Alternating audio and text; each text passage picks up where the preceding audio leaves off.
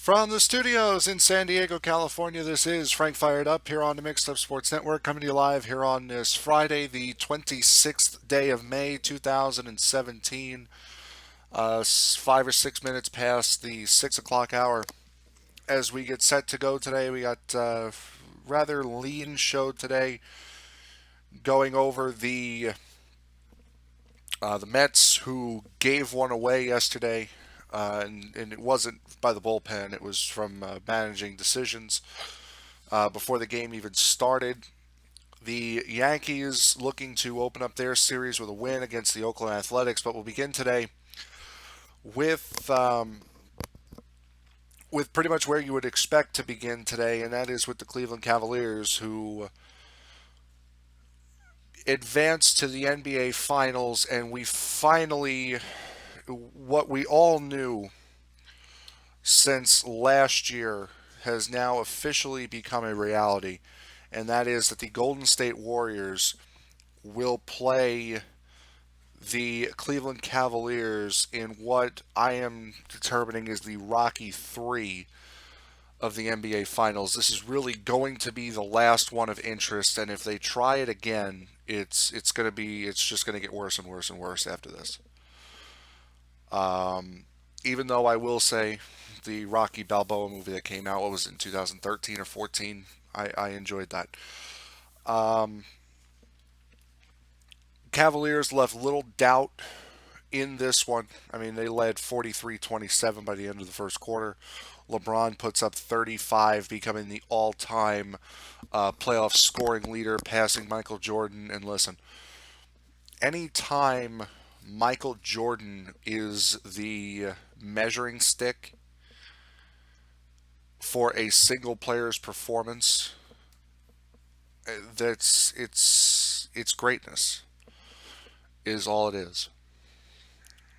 I don't care that it took LeBron 30 more games than it took Michael Jordan. It took LeBron 120 less shots than Jordan. He did it with a better field goal percentage. He did it with a better three-point percentage. So you can go either way on that. It's not just, oh, Jordan's better because, and it's not, oh, LeBron's better because. Okay, there are a couple of factors in this. And this is going to be the fight. This is going to be the conversation for several years to come now. But the end result by the end of the career is going to be that LeBron James, and I don't like saying this, but LeBron James is going to be the greatest basketball player to ever play in the NBA.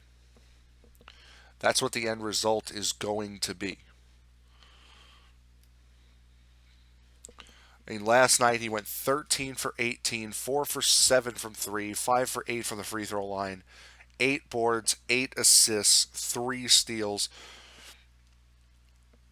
Honestly, how can you say that there is a player in this league better than LeBron James? There's not. Steph Curry, Klay Thompson, Kevin Durant, they're close. They're not LeBron James. There will never be LeBron James. There will not be another LeBron James for the next 20 years. LeBron is a once in a generation player, and he is going to become the best player in the history of the league. Period. Stop.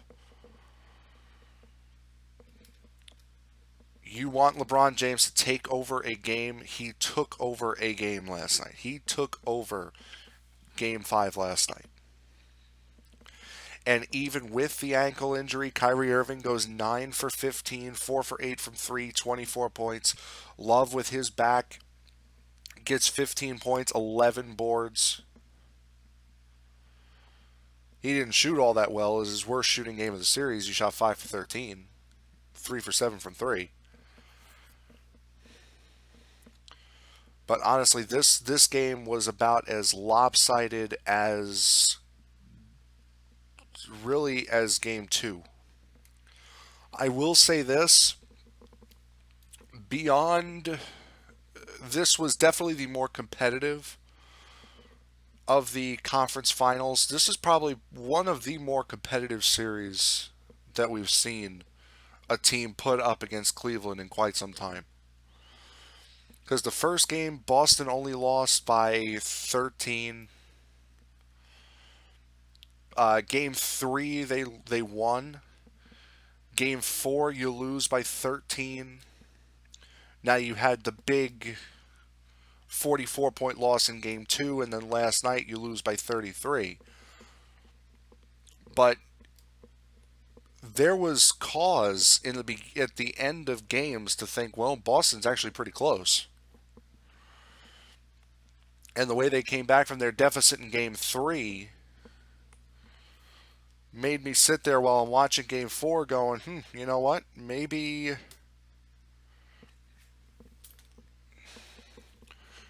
they can do it. And as you pretty much would have assumed, they did not. This now leads to, as I said before, Rocky 3. The Cavs and the Warriors going into this third consecutive meeting. It's LeBron's seventh consecutive NBA final. Going into this third straight meeting, I think both teams are better than what they were last year. Both teams definitely have better players. Obviously, Durant is the biggest addition out of the lot. But with the way Golden State is playing right now, and with the way Cleveland's playing right now, I think this is going to be a 6-game series. Honestly, I think I'm going to have to wait until until after game two before I pick a winner, because honestly, it's a toss-up right now.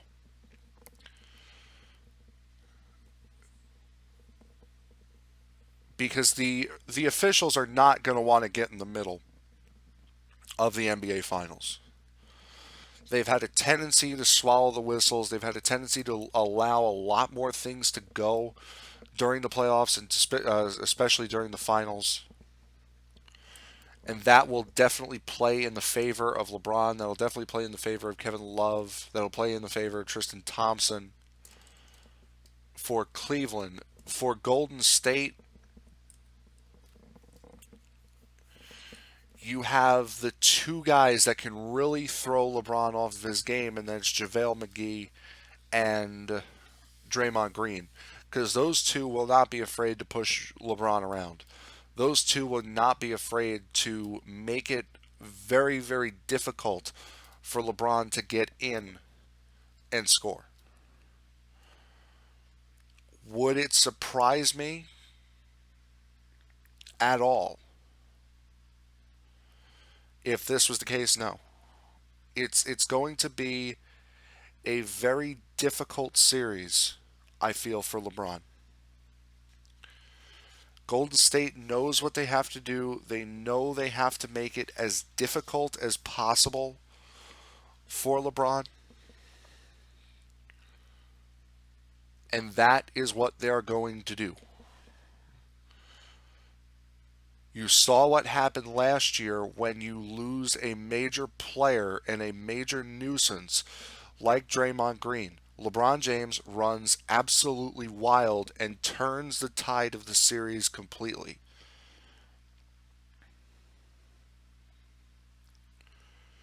You saw that. Saw it last year, and what happened? Cleveland ended up winning.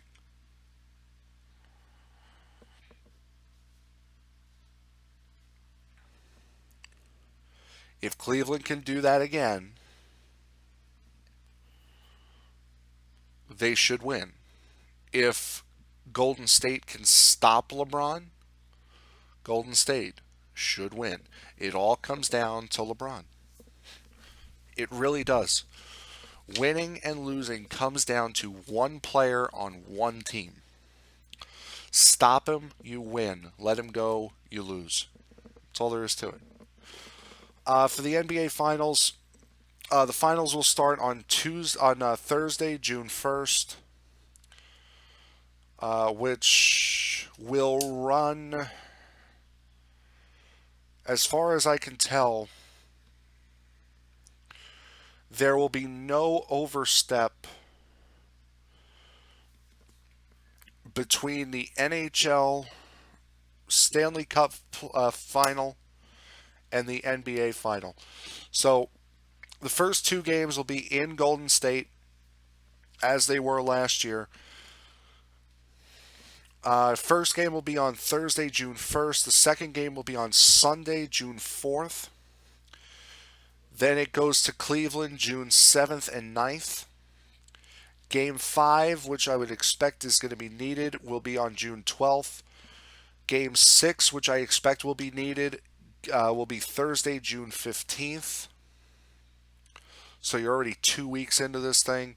And then Sunday, June 18th, back in Golden State. That will be game number 5. For the Stanley Cup playoffs, a big game, a very, very good, entertaining game last night. If you did watch it, I did not. I did see the highlights of it. Pittsburgh beating Ottawa 3-2 in overtime. This is, I believe, Pittsburgh's third consecutive run at the Stanley Cup. They lost the first time, won it last year, and now they'll look to take down the Nashville Predators, who I'm hearing a lot of flack about the Nashville Predators, and I do not get it. I don't understand the flack that the Predators are getting. Oh, they won only 41 games. This is going to be one of the weakest Stanley Cup champions of all time if they do win it. So what? So what? Who cares if it's the weakest team to win the cup? They had the same chance as everybody else in the playoffs. I mean, if you look at this team, if you look at who Nashville had to go through, they swept Chicago. Okay? This is a Chicago Blackhawks team that has essentially ruled the West for almost 10 years now. Put the St. Louis Blues down and out of their misery. They beat the Anaheim Ducks, who showed grit and determination all series long, beat them in 6.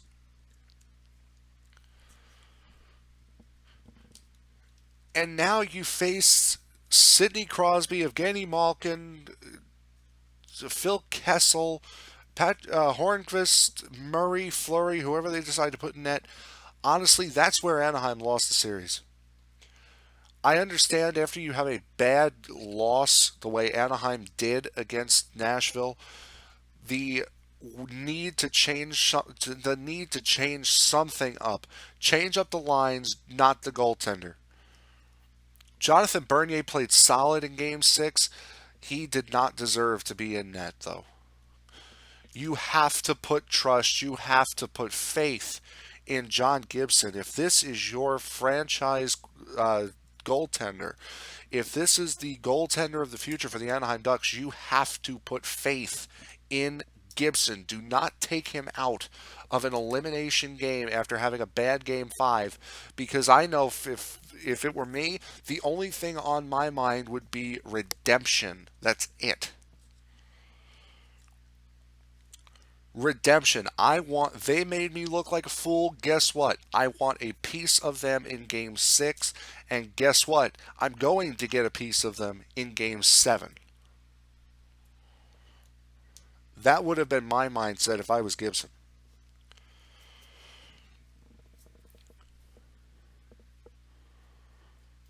But Nashville is... I don't care how many wins they got during the regular season. I don't care if they got 40 wins during the regular season. I don't care if they were the second wild card team. If you look at who they've beaten over the course of this playoff and how convincingly they have done so, This team has every right to be in the Stanley Cup final than Pittsburgh. Every right. Well, Pittsburgh took out Columbus, who was the best team in the NHL for a long time this year. They beat Washington in 7 games, who was the best team in the NHL. Listen, Nashville beat very, very good teams to get there also. They didn't make it to the Stanley Cup final playing Colorado and Winnipeg. They didn't. That's not how they want. That's not how they got there. They beat Chicago, St. Louis, Anaheim. Those are 3 good teams, and they didn't have home ice advantage for any of them. They were the second wild card.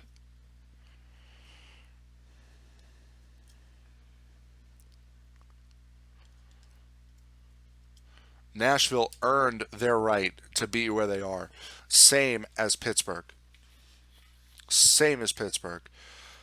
The Stanley Cup Finals will start on the 29th, so that is Monday.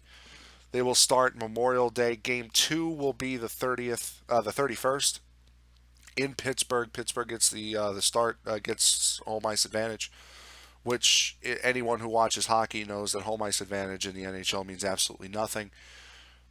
June 3rd will be Game 3 in Nashville. Game 4 will be June 5th in Nashville. Game 5, if needed, will be June 8th in Pittsburgh. June 11th in Nashville for Game 6, and Game 7 will be June 14th in Pittsburgh. So you have a maximum of Sunday, June 18th for the NBA Finals, June 14th, which would be Thursday, June 14th, for the NHL Stanley Cup Final. I think they'll both end around the same time. I think the Stanley Cup will go game 5. Will go 7 games, with Nashville winning in 7. First ever trip to the Stanley Cup Finals. They have all the momentum in the world. They have been firing on all cylinders all postseason. They're coming off a gritty series against the Anaheim Ducks. Pittsburgh, Ottawa. Ottawa was the weakest of the teams that they played to get to the finals, and it took double overtime in Game 7 for them to get there. They are worn out. They are fatigued. They have a goaltender controversy right now, whether it's going to be Fleury, who started the playoffs in net, or if it's Murray, who replaced Fleury after a bad game against Ottawa. Ottawa was the weakest team that they had to face, and it took them 7 games in double overtime to beat them. I have Nashville in 7. Uh, I would say if I were to guess, if I were to guess right now to make my official pick for the finals, I would say it's going to be Cleveland in 6. I honestly think it's going to be Cleveland in 6. I think the physical play of Cleveland will wear Golden State down and out. It's going to be I think it's going to be another good series. It's going to be the most competitive series of the playoffs, and for the NBA's sake, they better hope it is, because this year's playoffs have been a dud. It has been an awful playoff this year in the NBA. So for the NBA's sake, they better hope that this final is good. I think it's going to be Cleveland in 6. So Wednesday, June 14th, will be the last night for the Stanley Cup Final, and I believe that Thursday, June 15th, will be the last day for the NBA Finals, with Nashville winning in 7 and Cleveland winning in 6. That would be my guess. Really quick, we'll get you the lineups for both teams tonight. Mets starting in Pittsburgh. This series, last series for the Mets was an absolute abomination. That there's no reason why that they should not have swept San Diego. They got the win the first night. They gave away the win the second night with the bullpen, and then last night, you're afraid weather's going to come in. The Yankees have wussed out on the game. Now I don't know how bad the weather was in the Bronx compared to Queens, but the Mets were able to get through last night completely dry with no delays. Meanwhile, the Yankees, who are what, 20 miles away, postponed the game and 2 hours before it started.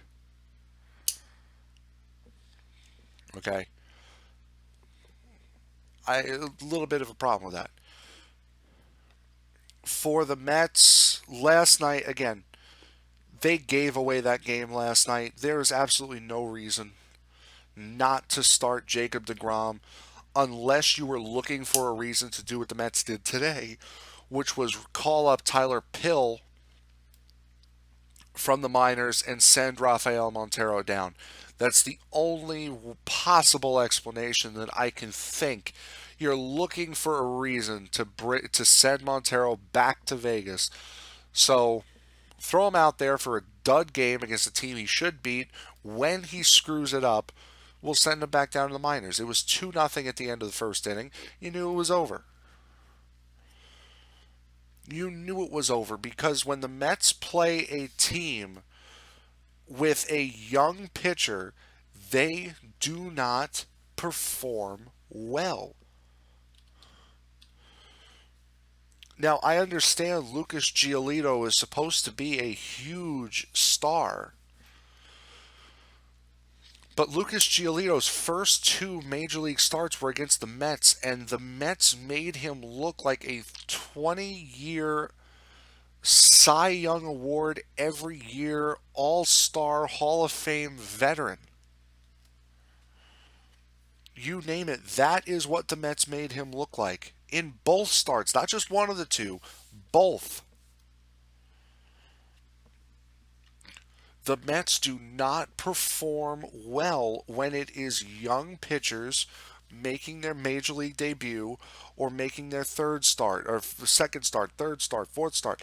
They do not play well at all. I don't know what the mental break is, but there is a mental break in there somewhere where the Mets cannot get over the hump of playing against a pitcher that they should be beating to earth. Lamet threw 91 pitches over 5 innings, 3 hits, 1 run, 8 strikeouts, and 2 walks. 8 strikeouts. Montero was done after 3. 5 hits, 3 runs, walked 3, struck out 4. In comes Seawald to save the day. He allows 1 hit over 3 innings, 4 strikeouts.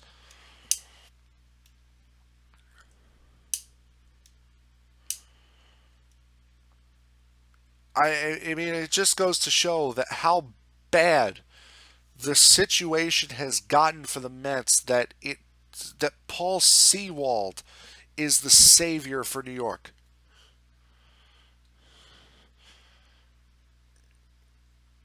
It's incredible to me. It really really is that it's gotten that bad that Paul Seawald, who you'd never heard of before this season started, is now the savior out of the bullpen for the Mets. Why? Because, well, Addison Reed's been blowing games. Familia's got his problems. Blevins is blowing games. Edgin's getting hit. Hansel Robles is down in the minors.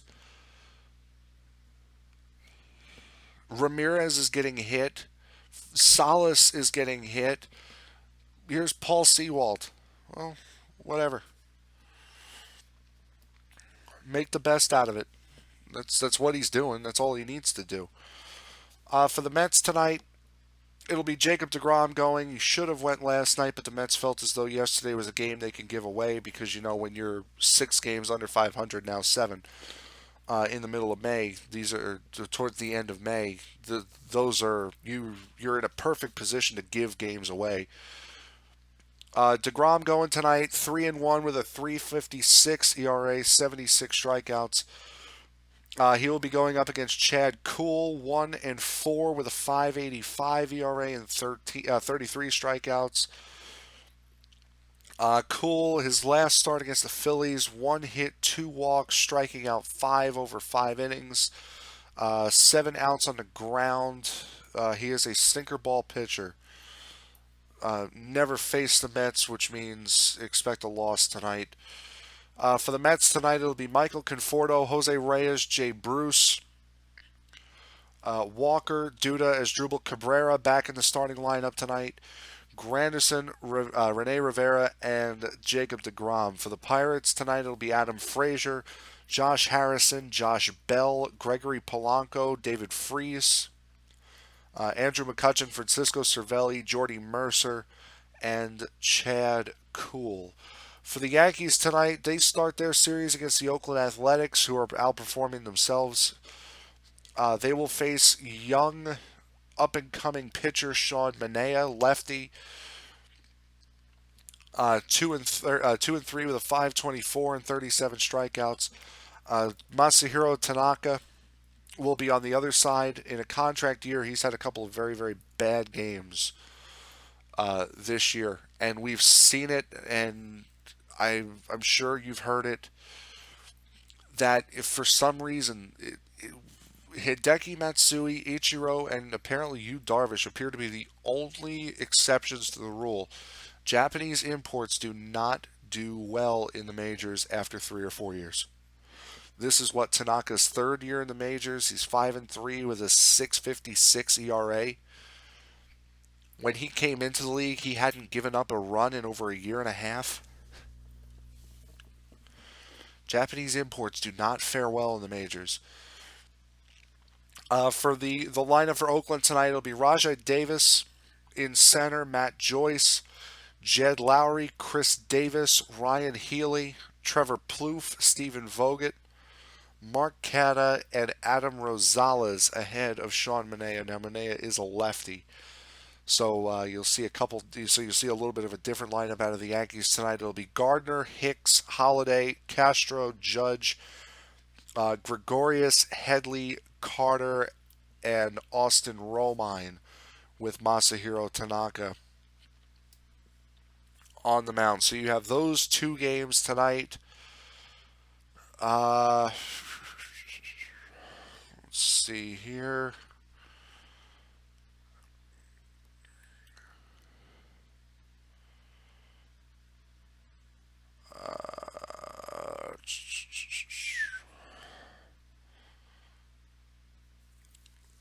Some news out of the Jets,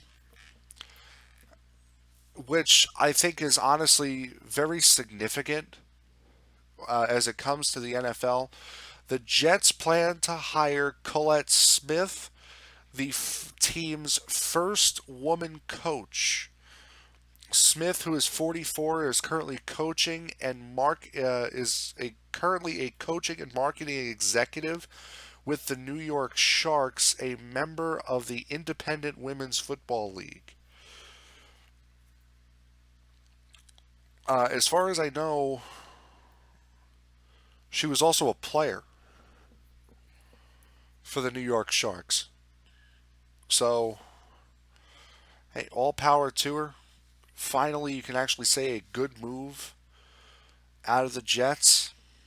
Listen, it's only a matter of time. It really is. It's only a matter of time before you start seeing women coaches on a lot of teams.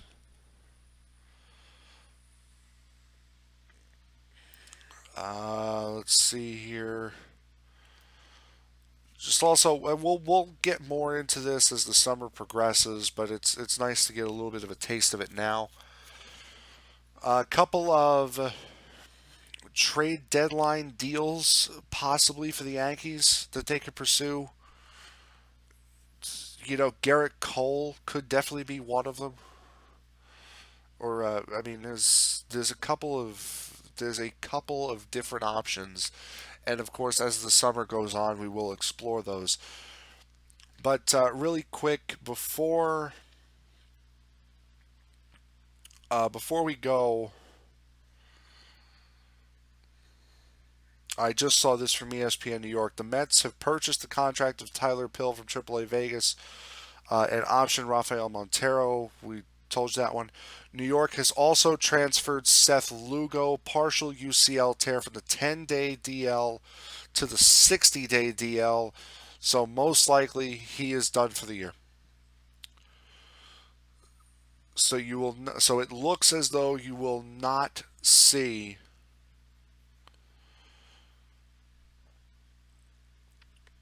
Seth Lugo pitching for the Mets this year. And I know a ton of people are going to start freaking out. Why are they pitching in the World Baseball Classic? They shouldn't be playing in the World Baseball Classic. Gregorius got hurt in the WBC. It could have been just as bad. Listen, you're not going to stop players from playing in the World Baseball Classic. And like I said, if you market it and promote it properly, the World Baseball Classic could be just as big as the World Cup. It really can, to where players like Noah Syndergaard, who were given invites to pitch for the U.S., would be begging for a spot on the team. If it's marketed properly, it could be a success. But if it's marketed the way it is, where most games, the final of the World Baseball Classic is on MLB Network and not ESPN or Fox or a big station, you know it's never going to grow in that case. So really quick, again, we've gone over the Red Bulls play the New England Revolution tomorrow. On Sunday, Atlanta United FC will take on New York City FC. That'll be at 2 p.m. on ESPN. You can watch the Red Bulls on MSG as you do. Yankees and Athletics starting in about 20 minutes. Mets and Pirates starting in about 20 minutes from Pittsburgh. Uh, Before we go, I do have a little bit of news that I want to get out there. We will not have any programming or any shows starting from Monday, June 5th. Will be so Friday, June 2nd will be our last show. So we have next week, and then that's it for 2 weeks. We'll come back on Monday, June 19th. I will be in New York for those 2 weeks. So I am going out on vacation to New York starting on Tuesday, June 6th. I'll be coming back on the 17th, I believe. So I will be gone for that week. I will be our last show again. So our last show will be Friday, June 2nd. Our last show until Monday, June 19th. So that will do it for us today. Enjoy your night, enjoy your weekend, and I will see you all on Monday.